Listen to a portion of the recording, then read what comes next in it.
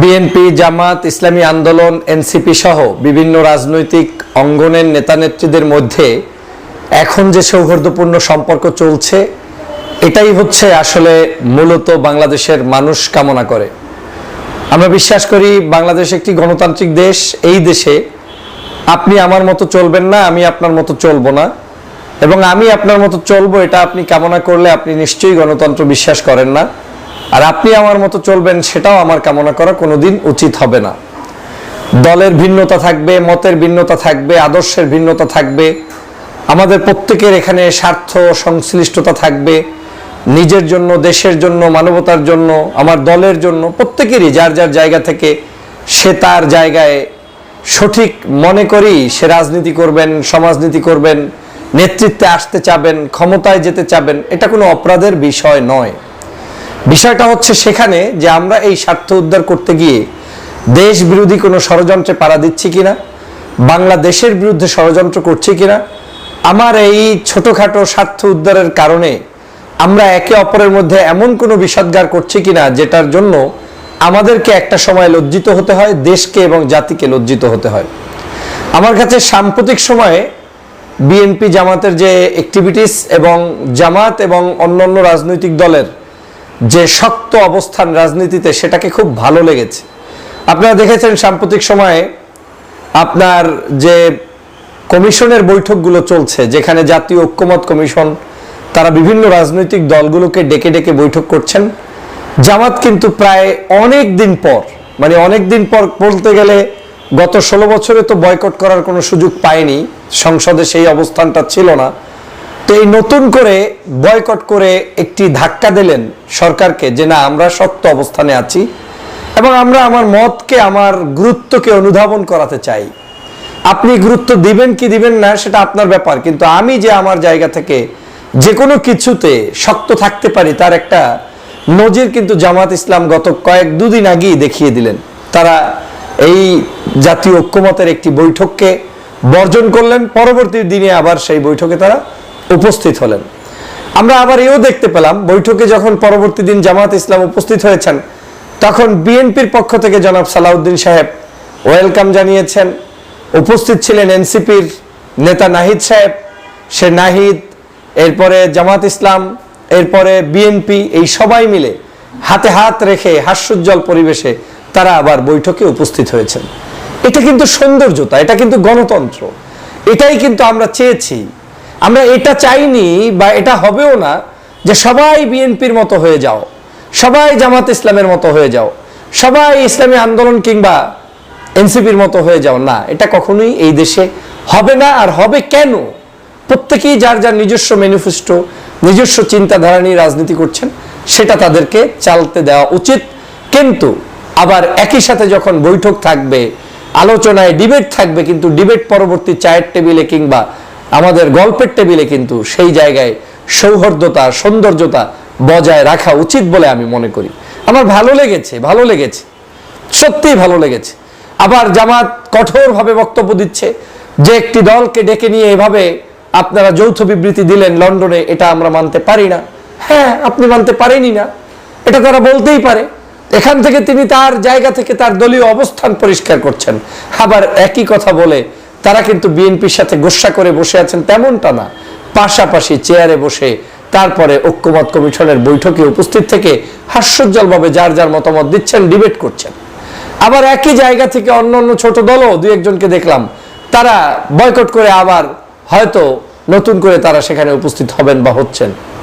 তাহলে আজকেও আবার দেখলাম যে জামাত ইসলামের পাশাপাশি ইসলামী আন্দোলন, চরমনায়ের প্রতিনিধি, তারপরে অন্যান্য ইসলামপন্থী রাজনৈতিক দল, এরপরে বিএনপি, এনসিপি, সবাই মিলে তারা কিন্তু পাশাপাশি অবস্থান করে গল্প করছেন, কথা বলছেন, হাস্যোজ্জ্বল, এবং সাংবাদিকরাও বলছেন হাত দেন, হাত ধরেন, আবার নিজেরাও নিজেদের দিকে তাকিয়ে হেসে হেসে একে অপরকে হাত ধরছেন, 4-5টা হাত একত্রিত হচ্ছে। এটা কিন্তু গণতন্ত্রের সৌন্দর্যতা। এই গণতন্ত্রটুকুই গত 16 বছর আমাদের বাংলাদেশে ছিল না। বাংলাদেশে কোনো মানুষ এতটুকু স্বাধীনতা পায়নি যে বিরোধী মতের মানুষগুলো এক জায়গায় হাতে হাত রেখে অন্তত একটা সেমিনার করতে পারে, সভা করতে পারে, সমাবেশ করতে পারে।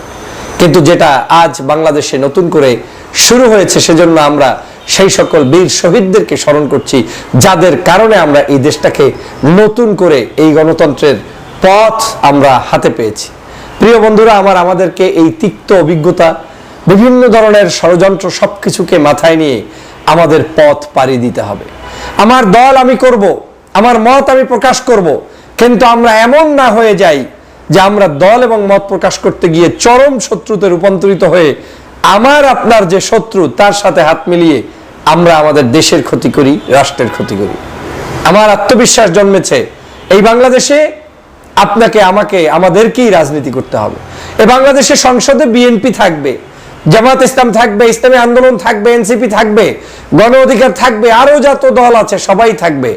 রাজনীতির ময়দানে প্রত্যেকে যার যার মত প্রকাশ করবে, কিন্তু এই মানুষগুলোকে শত্রু বানাতে যাবে না। এই মানুষগুলোকে বন্ধু রেখেই শত্রু অতটুকু যে আমি আমার আদর্শের প্রচার করতে গিয়ে আপনার সাথে ডিবেটে অংশগ্রহণ করব। আমার ভালো লেগেছে যে ঐক্যমত কমিশনের বৈঠকগুলোটা যেভাবে এখন দেখা যাচ্ছে 30-35টি দল একত্রে, আগামীর সংসদও আমি এরকমই একত্রিত একটি সংসদ চাই, যে সংসদে বিএনপি থাকবে, পাশেই জামাত থাকবে, অথবা জামাত থাকবে, জামাতের পাশেই বিএনপি থাকবে, তার পাশে ইসলামী আন্দোলন কিংবা ছোট বড় অন্যান্য রাজনৈতিক দল থাকবে। কারো কোনো মতের সমস্যা হবে না, তারা সবাই মিলে একত্রে একই জায়গায় বসে বাংলাদেশ গঠন করবে। আমার কাছে আপনাদেরকে মনে রাখতে হবে, আমার কাছে যেটা মনে হচ্ছে আগামীর বাংলাদেশে এই রাজনৈতিক দলগুলোই ক্ষমতা এবং ক্ষমতার বিরোধী দল হিসেবে থাকবে, কোনো সন্দেহ নাই। হয় বিএনপি ক্ষমতায় আসবে, জামাত বিরোধী দল হবে, না হয় জামাত ক্ষমতায় আসবে, জামাত সহ ইসলামী জোট বা যারা আসতে চায় তারা আসবে, বিএনপি বিরোধী দল থাকবে, এই তো। কিন্তু আপনি অন্তত থাকতে পারবেন। আর গত 16 বছরে তো আমরা কেউ থাকতে পারিনি। অতএব আমাদের এই বাংলাদেশকে নিয়ে আমরা এখন কেন ওই যে 16 বছর যে লোকটা আমাকে চিকিৎসা দেয়নি, খালেদা জিয়াকে চিকিৎসা দেয়নি, দেশ বিদেশে আপনাদেরকে চলতে দেয়নি, রাজনীতি করতে দেয়নি, বাংলাদেশে আপনার কোনো অবস্থান করতে দেয়নি, ব্যবসা বাণিজ্য করতে দেয়নি, মামলা হামলা করেছে, গুম করেছে, খুন করেছে, আমরা কেন এমন কাজ করব যেই কাজে তারা খুশি হয়ে আবার বাংলাদেশে ফেরত আসবে? এটা তো কখনোই হয় না। এটা করলে বাংলাদেশ টিকবে না, এটা করলে আপনার যে চিন্তাধারা সেটা টিকবে না। আপনি 16 বছরে তো একটা কলেজ ইউনিভার্সিটিতে একটু সামান্যতম রাজনীতিও করতে পারেন নাই, আর এখন তো বিশ্ববিদ্যালয়গুলো হলগুলোতে ওপেনলি ইফতার পার্টি করছেন, সভা সমাবেশ করছেন, আয়োজন করছেন, দল মত নির্বিশেষে মিছিল করছেন, এমনকি চাকসু ডাকসু বিভিন্ন জায়গার এই সংসদ নির্বাচনগুলো অনুষ্ঠিত হবে বলে ঘোষণা আসছে। এটা আমাদের জন্য অনেক বড় পাওয়ার। আমি গণতন্ত্রকে পাইতে গিয়ে এমন কিছু পাওয়া ঠিক হবে না যেটা আওয়ামী লীগ পেয়েছে, যে 300 মানে 300ই তার। এটা পাইতে গিয়ে তারা গণতন্ত্রকে ধ্বংস করে দিয়ে সব তাদের লোক বসিয়েছে, আর সে কারণেই এখন পালিয়ে যেতে বাধ্য হয়েছে। বাংলাদেশের সংসদ হোক ভারসাম্যপূর্ণ, যে সংসদে যারাই ক্ষমতায় আসবে এমন ভাবে না আসুক যাতে তারা সবকিছুকে নিজের মতো উল্টায়ে পাল্টাই করে ফেলে। আবার যারা বিরোধী দল হবে এমন ক্ষুদ্র বিরোধী দল না হোক যাতে তারা সংসদে কোনো গুরুত্বই পাবে না। আমি চাই ভারসাম্য রক্ষা করে এমন একটি হাড্ডাহাড্ডি লড়াই হবে, যেখানে বিএনপি জামাত এমন লড়াই হবে যেই লড়াইয়ে একদিন 1 ঘন্টা আগেও কেউ বুঝবে না যে কে ক্ষমতায় আসছে, কে ক্ষমতায় আসছে না। এরকম একটি বাংলাদেশ গঠন করতে হবে, এবং যে আসবে তাকে সহযোগিতা করতে হবে, এবং যেখানে তারা অন্যায় করবে, অত্যাচার করবে, জুলুম করবে সেটার বিরুদ্ধে প্রতিবাদ করতে হবে। কিন্তু যে জায়গায় তারা ভালো কাজ করবে সেটাকে অ্যাপ্রিসিয়েট করতে হবে, না পারলে চুপ থাকতে হবে। কারণ এই বাংলাদেশ আমাদেরকেই গঠন করতে হবে। আপনাকে এখান থেকে শেখ হাসিনার কাছ থেকেও অনেক শেখার আছে। আপনারা দেখেন গত 16টা বছর তিনি তো অন্যায়ভাবে মানে জোর করে তারপরে অবৈধভাবে ক্ষমতায় থেকেছেন, কিন্তু তার সাথে কিন্তু তার লোকগুলোকে সাথে নিয়েই 16 বছর চলেছেন। ওই জাতীয় পার্টি, ওই ইনু, ওই রাশেদ খান মেনন, ওই মানুষগুলোই সেই শুরুর দিনেও ছিল, শেষ দিনও সাথে ছিল, এখনো তারা তাদের সাথেই আছে। অতএব বিএনপিকে, জামাতকে সেই জায়গায় আপনাকেও, আপনার যারা আছে এই যে বিপ্লবী চেতনার স্বাধীনতার জন্য যারা লড়াই করেছে, সংগ্রাম করেছে, এরা আমাদের কেউ শত্রু না। সবাইকে সাথে নিয়ে সংসদে যেতে হবে। ছেড়ে দিন নির্বাচনের মাঠে, যে যেখান থেকে পারে নির্বাচিত হয়ে আসবে। সংসদে গিয়ে সত্যিকার যদি নির্বাচিত প্রতিনিধিরা উপস্থিত হয়, আপনি নিজেও একজন এমপি হিসেবে প্রাউড ফিল করবেন। আর চুরি করলে সেই প্রাউডনেস আর থাকবে না। সে কারণে আমি বলছি, আমাদের এই রাজনীতিতে আমাদের রাজনীতিবিদদেরকে আরো দূরদর্শী আচরণ করতে হবে, এবং এই সাম্প্রতিক সময়ের আচরণগুলো আমার পছন্দ হচ্ছে, কিন্তু আমার ওই আচরণ পছন্দ হচ্ছে না যে একটি দলকে টার্গেট নিয়ে আমরা রাজাকার বানিয়ে দেবো, আলবদর বানিয়ে দেবো, আলসন্স বানিয়ে দেবো, আরেকটি দলকে টার্গেট নিয়ে আমরা একেবারে চোর ডাকাত সন্ত্রাস এমন ভাবে বানিয়ে দেব। হ্যাঁ, সমালোচনা থাকবে, যেই সমালোচনাগুলো হাসিনার শিখানো নয়, কিন্তু বর্তমান সময়ের রাজনীতিতে একে অপরকে আমরা যে কোনো মূল্যে আমাদের অবস্থান দৃঢ় করার জন্য সমালোচনা সেটা করতেই পারি, কিন্তু সেই সমালোচনাটা যেন আত্মমর্যাদার ভিত্তিতে, সম্মানের ভিত্তিতে, ভালোবাসার ভিত্তিতে হয় এবং জনগণ যাতে আমাদের উপরে আস্থা রাখতে পারে। আমার বিশ্বাস আজ যেভাবে জাতীয় ঐক্যমত্য কমিশনের আলোচনা চলছে, শক্তি পরীক্ষা চলছে, একে অপরের উপরে নিজেদের মতো করে সেই জায়গায় অবস্থান দিচ্ছেন, জানানজানি দিচ্ছেন, এটা যেন আগামী সংসদেও টিকে থাকে।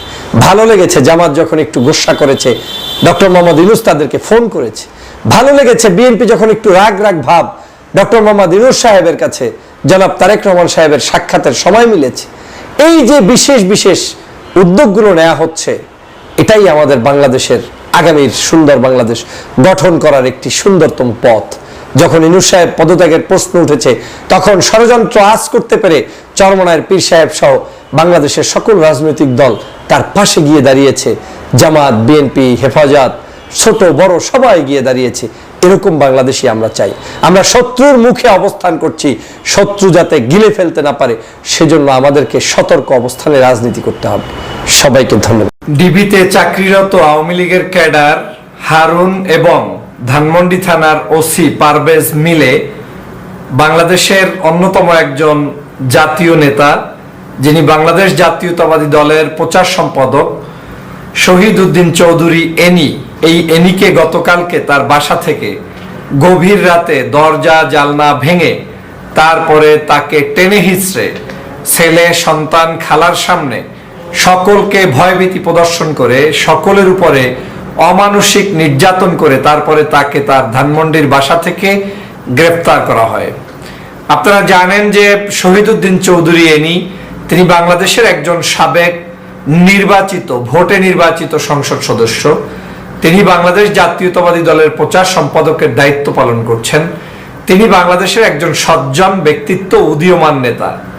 আজকের এই শহীদ উদ্দিন চৌধুরী এনিকে তার পুত্র ছোট সন্তানের সামনে তার আপন খালাকে প্রহার করে, আঘাত করে তারপরে এই ওসি পারভেজ এবং আজকের এই ডিবির হারুনদের চক্রান্তে তাকে গ্রেপ্তার দেখানো হয়েছে, গ্রেপ্তার করা হয়েছে।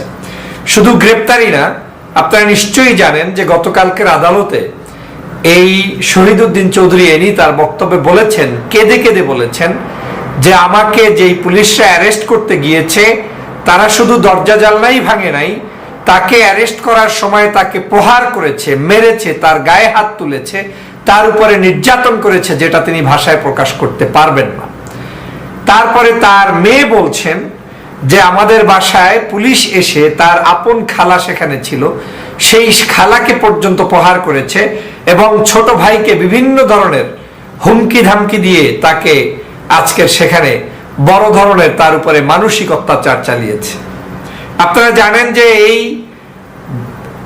শহীদ উদ্দিন চৌধুরীকে বিনা অপরাধে আওয়ামী লীগের সাজানো মামলায় তাকে গ্রেপ্তার দেখিয়ে 7 দিনের রিমান্ড চাওয়া হয়েছে এবং আদালতে তিনি কান্নাজড়িত কণ্ঠে বক্তব্য দেওয়ার পরেও, তার উপরে জুলুম নির্যাতনের অত্যাচারের রিপোর্ট বর্ণনা করার পরেও 4 দিন এই ক্যাঙ্গারু আদালত তাকে আপনার সেখানে রিমান্ডে নিয়েছে। এই হচ্ছে আইন বিভাগ, এই হচ্ছে বিচার বিভাগ, এই হচ্ছে পুলিশ বিভাগ। আপনারা জানেন যে আওয়ামী লীগের এই ক্যাডার, যিনি ছাত্রলীগ করতেন, যিনি আওয়ামী লীগের ক্যাডারই ছাড়া আর কিছুই বোঝেন না, যিনি আমাদের বিভিন্ন নেতাকর্মীদেরকে প্রহার করে, হত্যা করে, নির্যাতন করে, মামলা দিয়ে, হামলা দিয়ে আজকের এই জায়গায় বসেছেন, সেই ডিবি হারুন, আপনাদের নিশ্চয়ই মনে আছে কালকেও সে বিদর্পে বলছে যে যেই হোক তাকে অ্যারেস্ট করা হবে, কোনো ছাড় দেয়া হবে না। আমি হারুনকে জিজ্ঞেস করে বলতে চাই, আমার ট্যাক্সের টাকায় তুমি বেতন নাও, আমার প্রবাসী ভাইদের টাকায় তোমার বেতন চলে, আমার দেশের মানুষরা যদি না দেয় তাহলে তোমাদের মতো মানুষরা রাস্তায় ভিক্ষা করবে। আজকের এই প্রশাসনের সমগ্র জায়গায় প্রধানমন্ত্রী থেকে শুরু করে এই দুর্নীতিবাজরা যত টাকা পয়সা নিচ্ছে সব জনগণের টাকা, আর তুমি জনগণকে হুমকি দিচ্ছ তোমার ওই চেয়ারের খবরদারি দেখিয়ে, অস্ত্রের খবরদারি দেখিয়ে যে অ্যারেস্ট করা হবে, কোনো ছাড় দেওয়া হবে না।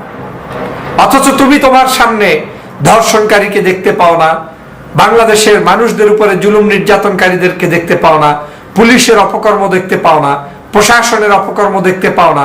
তুমি দেখতে পাও বিরোধী মতের একজন মানুষ যারা আজকের আন্দোলন করছে, সংগ্রাম করছে। মূলত প্রিয় বন্ধুরা আমার, আপনারা জানেন বাংলাদেশের এই ফেসিবাদী সরকার থেকে মুক্ত হওয়ার জন্য যে আন্দোলন চলছে, সংগ্রাম চলছে, সেই আন্দোলন সংগ্রামকে স্তব্ধ করে দেওয়ার জন্য, ভীত সন্ত্রস্ত করে জনমনে বিভিন্ন ধরনের তথ্য পৌঁছে দেওয়ার জন্য তারা আজকের এই শহীদউদ্দিন চৌধুরী এনির উপরে লোমহর্ষক নির্যাতন চালিয়েছে। এই শহীদউদ্দিন চৌধুরী এনিকে নির্যাতন চালানোর মূল উদ্দেশ্যই হচ্ছে যাতে করে আজকে যারা আন্দোলন করছেন, মাঠে ময়দানে থাকছেন, তারা যাতে ভয় পায়, ভীত হয়, তারা যাতে আন্দোলন সংগ্রাম থেকে, মাঠ থেকে চলে যায়, সেজন্যই আজকে মূলত তার উপরে এই অমানসিক নির্যাতন। বন্ধুরা আমার, একজন রাজনীতিবিদ রাজনীতি করবে, তিনি বক্তব্য দিবে, তিনি কথা বলবে, তিনি বাংলাদেশের স্বাধীনতা সার্বভৌমত্বের পক্ষে আন্দোলন করবে, ভোটাধিকারের পক্ষে লড়াই করবে, এটা তো তার কোনো অপরাধ হতে পারে না।